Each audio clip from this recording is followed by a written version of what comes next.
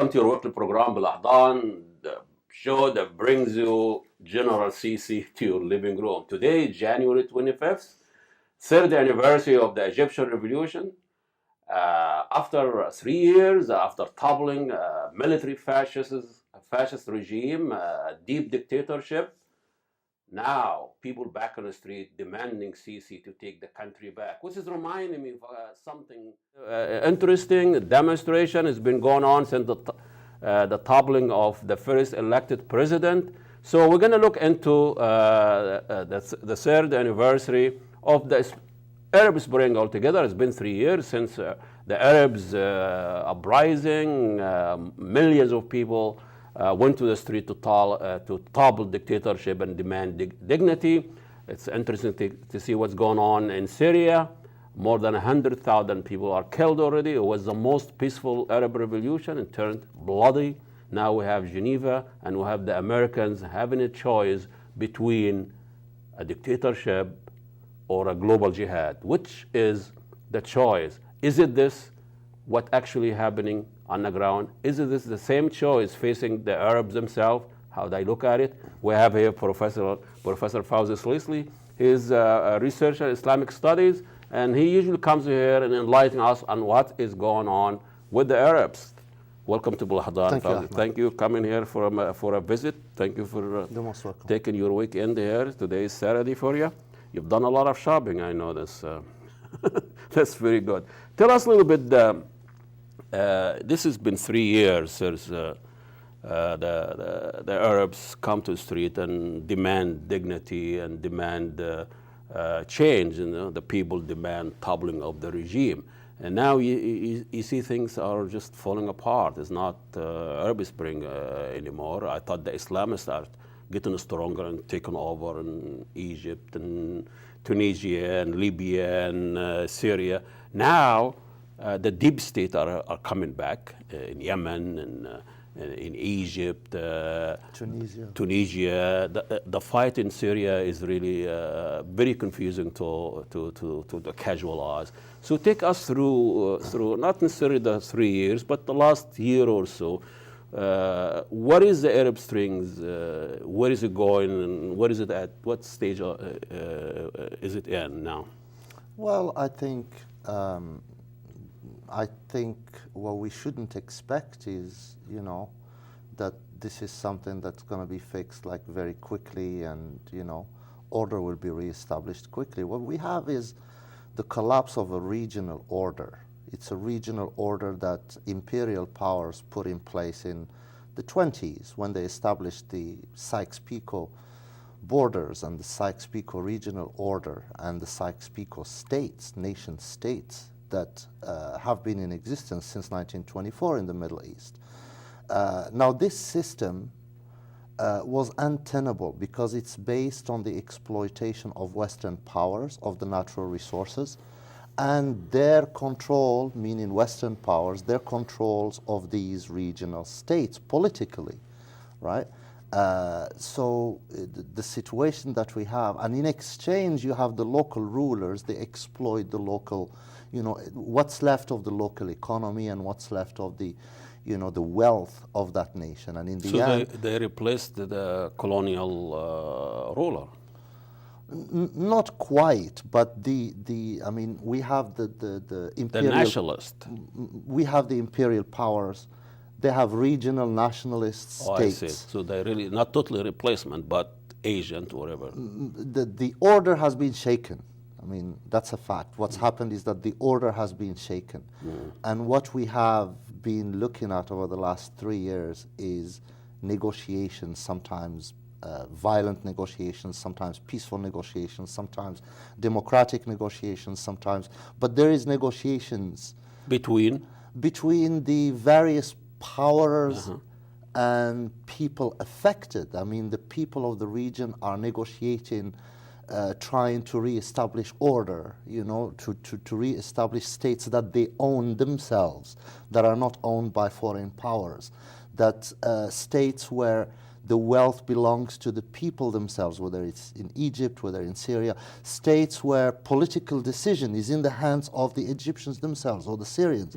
But the outside there are many parties that are interested in these states too, whether Egypt or Syria, or so we can talk about the US, Britain, France, Israel, Iran, Saudi Arabia, Russia, China. Each one of them is negotiating, trying to establish an order that would serve their interests. So when we talk about these revolutions, I think what we don't do enough is talk about the foreign influences, the external influences, what has been dragging Egypt into the crisis that we have today, were the foreign influences and interference into Egypt's politics, because the Egyptians voted and their government came to power. What happened after that was interference from the US through its embassy, interference through Europe by pouring money into the political system. In Egypt? And sorry, in the end, interference from Gulf states by pouring billions of dollars into Egypt and creating the coup. Without their interference, the military would never let that change and shaking of order happen. Well, the military has been running Egypt for 60 years. They have 40% or whatever so of the economy. So I don't think they need foreign interference, and I don't think there is an alliance, and there is the very same people. That's what I'm surprised. Very same people who toppled Mubarak and toppled the military establishment, 6 years dictatorship. Half of them, or more than that, now demanding Sisi back to come and take the country that they actually claim it. So there is something going on with this, with the people who actually launched the revolution, regardless of what foreign interference is. Well, I mean, there was the first year or so after the revolution in Egypt where basically foreign powers were just making it so impossible for the Egyptians to put things together. They were making it so impossible for the Egyptians to put a political system that works. And the strategy there from Western powers was to make the average Egyptian so exasperated, so frustrated, that they would say anything. Even Mubarak would be better than this. Yeah. You know, when a person, the average Egyptian, can't even go to work or go shop or go to school, or, you know, and I think these are leverages, these are cards, very powerful cards of influence that regional states hold over Egypt, right? And it shows through negotiations that sometimes in public opinion we talk about them without reference to the foreign powers. I'm sure. 3 years ago, the struggle was very clear, good and evil. You know, the people and Mubarak, or the people and Assad, was very clear. Now, not clear anymore. You know, when you look at in Egypt, it's good versus good, evil versus evil, evil versus good. It's been divided so many. It's same thing with Syria. You know, we don't know them, and even the people who are fighting Assad, they start fighting with each other. So, what was going on there? I think we have to start by understanding what people are standing up against. In Egypt, people were not just standing up against Mubarak.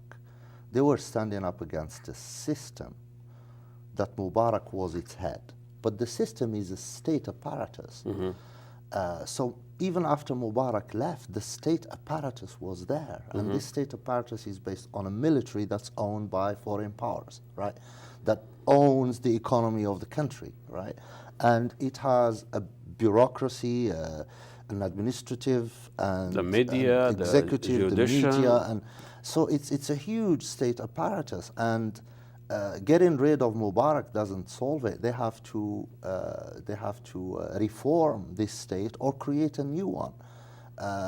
So after Mubarak left, the Egyptians are struggling with the state apparatus and the system that was left behind. But it's a fact that this state system is not standing on two legs anymore. It's collapsing. I mean, whatever cosmetic Sisi and his supporters put on the face of this regime, it's illegal. It doesn't have legitimacy. It might have supporters, But the fact is, it has taken power illegally, right? And it will continuously have Well, they say this problems. revolution also. It's like what I know they say 30 million. I don't know where is this 30 million. But those numbers have all been Yeah, I know. proven But what wrong. I'm saying, what if you have 30 million support on the street? Why do you resort to violence? Exactly. But let's look to Syria. What's going on there, and what is the Geneva conference is trying to do, and what's the relationship between Geneva, what's going on in Geneva and in the hotels there, and what's going on the ground? I think the same thing for Syria. The Syrians rose up against a regime that has been treating them like subhumans for the last 50 years. But they realized that this regime is part of a regional alliance led by Iran and supported by Shiite coalitions extending from Iraq with Shiite militias, the Sadr militias or Maliki militias, and the Shiite militias of Hezbollah. So the Syrians quickly realized that while the regime was falling, Iran was enhancing this regime and supporting it with Shiite practically death squads from Iraq and from Lebanon and even from Pakistan and Afghanistan.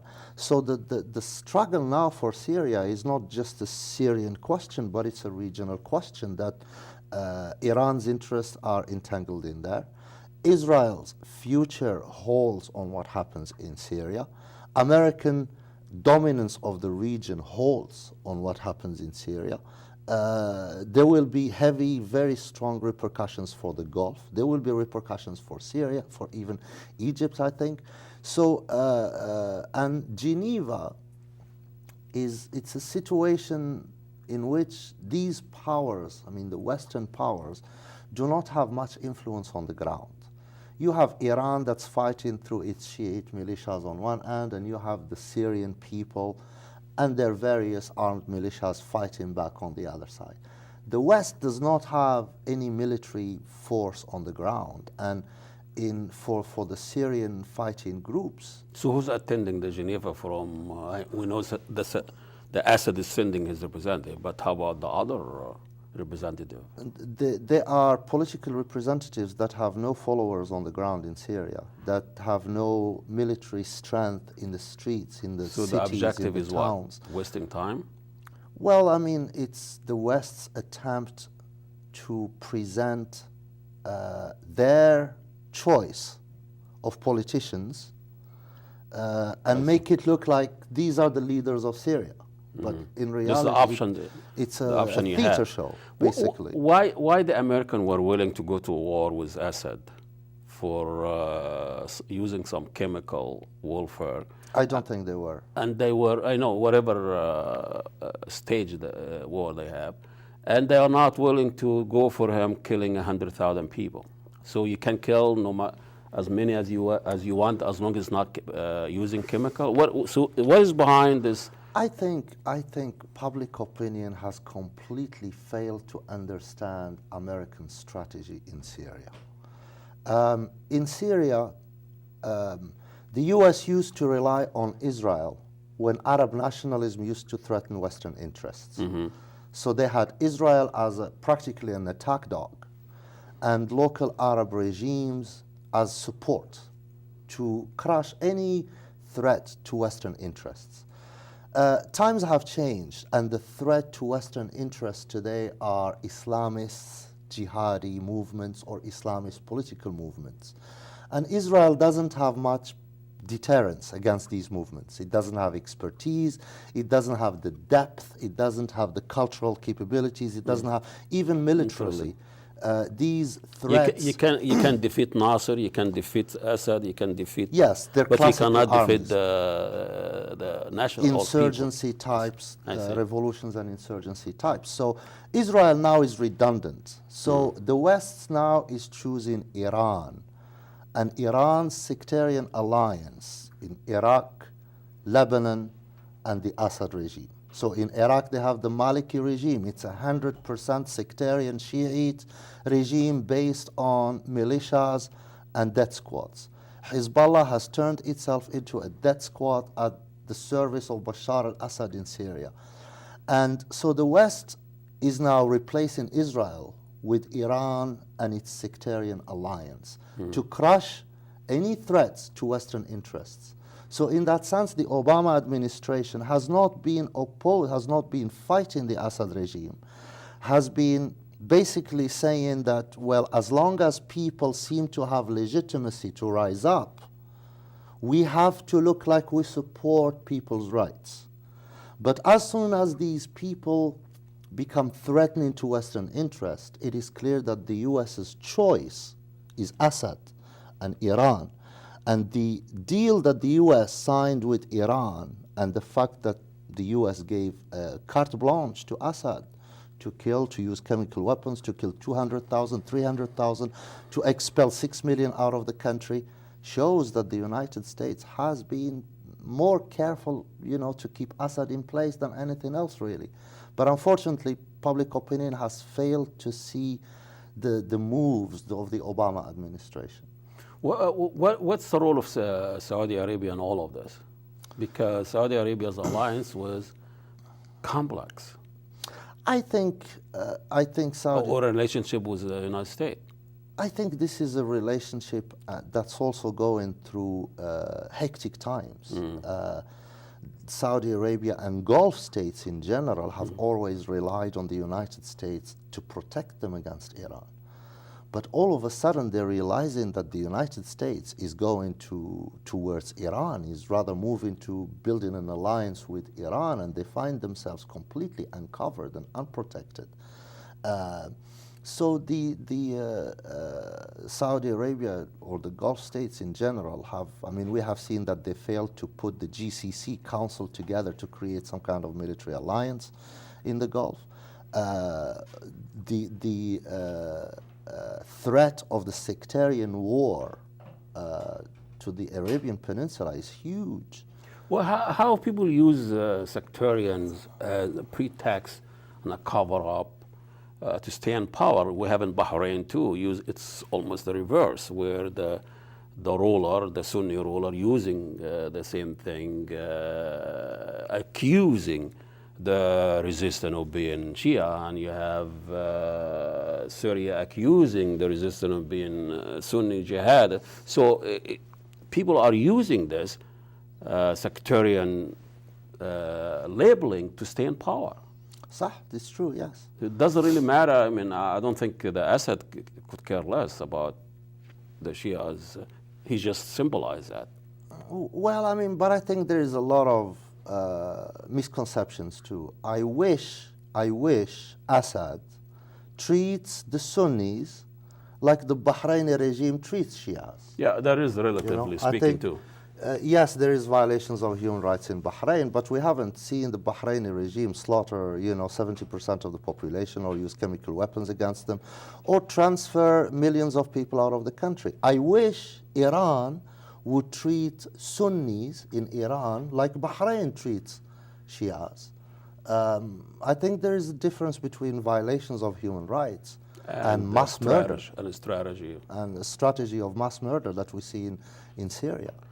Professor Slisli, thank you so much for coming with us and enlightening us. And as we say, this is the third anniversary of the Egyptian Revolution, and Egyptian American here having an event, and we're gonna go there and talk to people, and we'll give you that interview later on. So don't go away. Assalamu alaikum and God bless.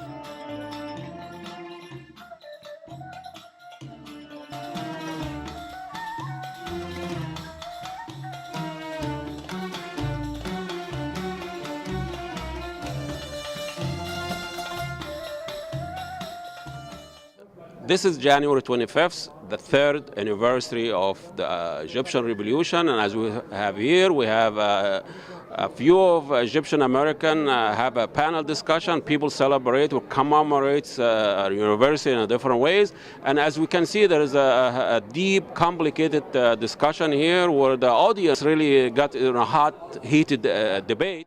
But Egypt is more brutal. They killed it during the daytime, but in Bangladesh they turned off the light and they killed them at the middle of the night.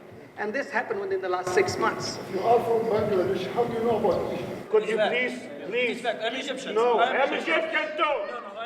A few people here are going to tell us how they celebrate the third anniversary of the Egyptian revolution. Who are you, sir?